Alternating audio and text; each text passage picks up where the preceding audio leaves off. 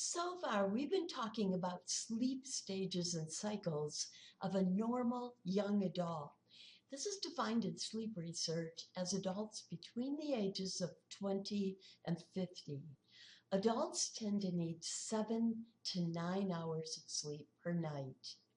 As you might have surmised, the amount of sleep needed and sleep cycles can vary greatly with age.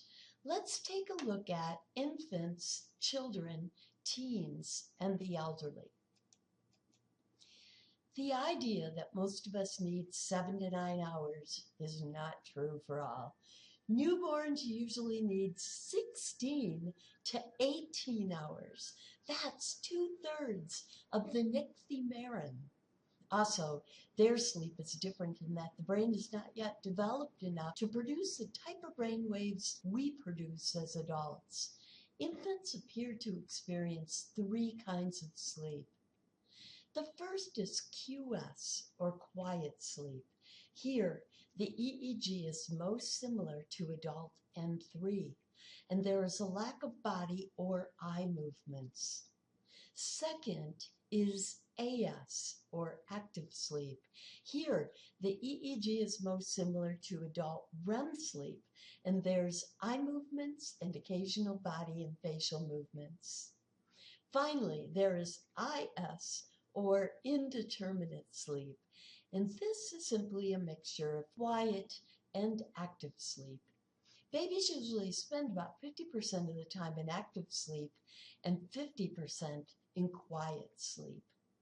Quiet sleep gradually morphs into non-REM by about 6 months.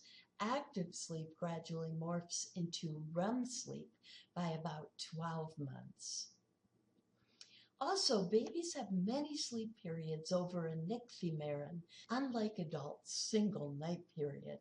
Night periods build and combine until by 2 to 3 months, babies are usually sleeping through the adult night, along with day naps.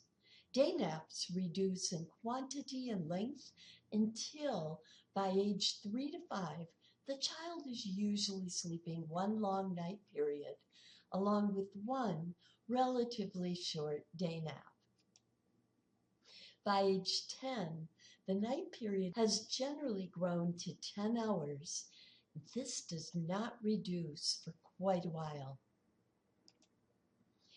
DEMENT's longitudinal sleep camp study followed kids from ages 10 to 12 to adulthood. Kids came to sleep camp each summer and even wore electrodes, what they referred to in good humor as their trodes. They wore them daytime too, to prevent cumbersome reattaching each night. Their performance was measured repeatedly after different sleep period lengths were allowed.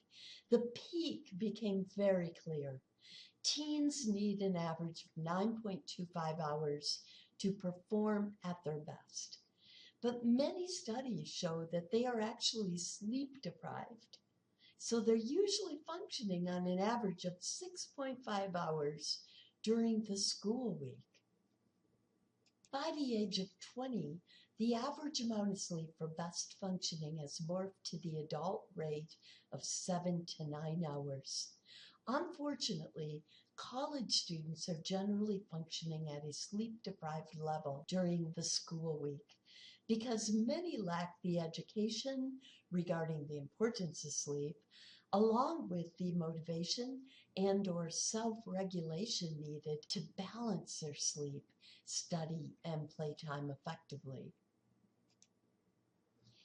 Webb, in 1975, rigorously studied sleep in the elderly, and his findings are numerous. The elderly tend to have more difficulty falling asleep and staying asleep compared to when they were young.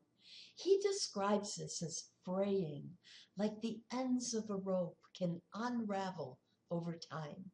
For some elderly, sleep frays a lot. For others, it's minimal. Scientists are divided about whether there is less need for sleep in the elderly. Some believe there is no reduction whatsoever. others that the average needed sleep range narrows from the adult 7.9 to the elderly adult at 7 to 8 because of decrease in melatonin and growth hormone release. Regardless, though, many elderly claim to only get 6 or less hours of sleep per night. Well, this can be the result of physical problems, psychological problems, and or meds that interfere with sleep. There is reason to suspect that when these causes are not present, this difference is often accounted for by day naps that individuals in this age group are either unwilling or unable to accurately report.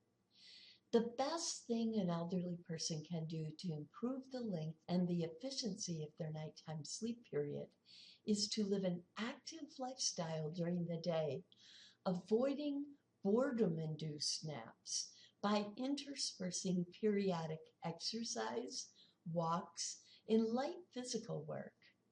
If an elderly person enjoys watching TV or reading during the day, but has difficulty staying awake when doing so, simultaneously engaging in something like knitting or macrame can help, along with intermittent periods of physical activity.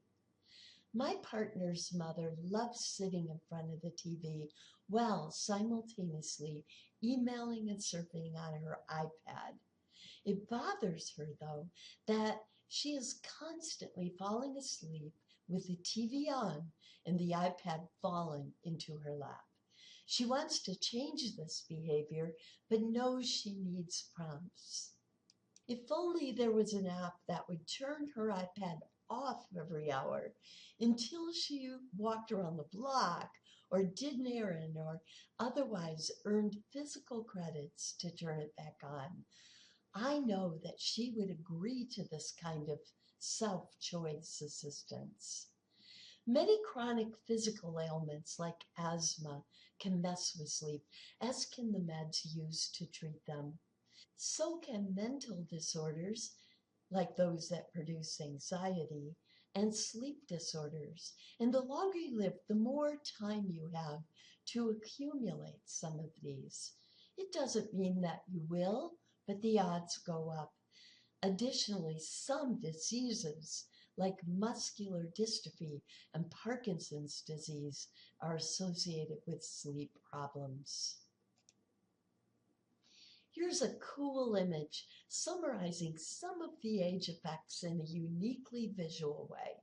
You may want to do a screen capture of it. In our next segment of this lecture, we will look at sleep over the ages.